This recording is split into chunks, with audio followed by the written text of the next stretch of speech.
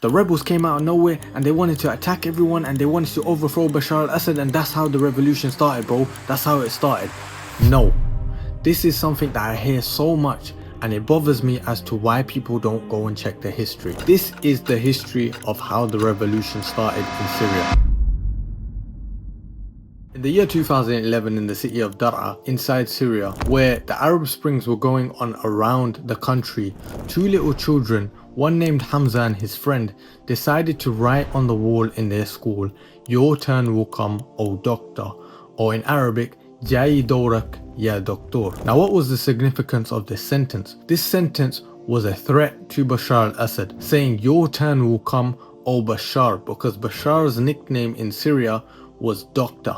Now, what did Bashar al-Assad do in retaliation? Instead of going to talk to the family or going to speak to these kids, Bashar al-Assad sent his soldiers to the school to kidnap the two little children and then tortured them in underground prisons. Now, while the families were asking, "Where are our children? What's going on?" and had no information, they were sent back the bodies of their children in body bags. Now, subhanAllah, the families being distraught came out with their friends and their community, because one thing that you have to realize about Syria is everybody that lives in the area knows each other. They're a strong community. So the family of the children and their community decided to peacefully protest against Bashar al-Assad, asking for justice and asking why he had done this to their kids. But Bashar al-Assad, in true form, decided to retaliate in the worst way possible. He told his troops and his army, the Syrian Arab army, to go out and shoot any protesters, some even using water hose guns from the back of fire trucks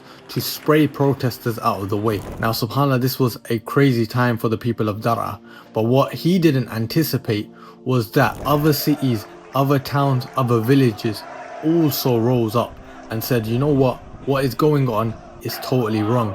And it didn't just happen to these little children. Rather, so many families were losing their loved ones, people going missing all over the country. At the same time, some of the troops from Bashar al-Assad's army who were told to shoot at protesters decided that they're uncomfortable doing so, that they were not going to do so, and they actually defected and left the army with their weapons and formed a group known as the Free Syrian Army, one of the rebel groups that is very prominent till today and is spoke about all over the media. And then later on, Bashar al-Assad decided to start barrel bombing people and using his fighter jets to kill people, demolishing their neighborhoods. And that is why the rebel forces have been fighting against Bashar al-Assad, fighting against his oppression and trying to keep their communities, their families, their loved ones safe from Bashar al-Assad, and ultimately going back to the main reason why they came out to protest in the first place, to get justice